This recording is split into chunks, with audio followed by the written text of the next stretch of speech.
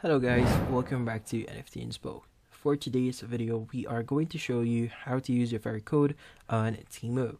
So if you're interested, let's start our tutorial. So it's actually pretty easy. The first thing that you want to do here is you want to open up your Temu application. Now in here, it's going to give you or gonna land you into its homepage. But what we want to do here is you want to go to the U tab at the bottom center of your screen. Now in here, what you want to do is you want to go to the coupons and offers that you see on your screen there. That's just underneath your orders and your reviews option.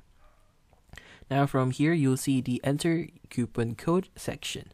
So you can actually enter coupon codes and different kind of codes here, but the important thing here is you could actually enter your referral codes here.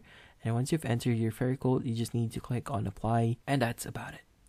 So that's the only thing that you need to do here, and yeah. So hopefully this video was able to help you. Like and subscribe to NFT Inspo. Thank you for watching.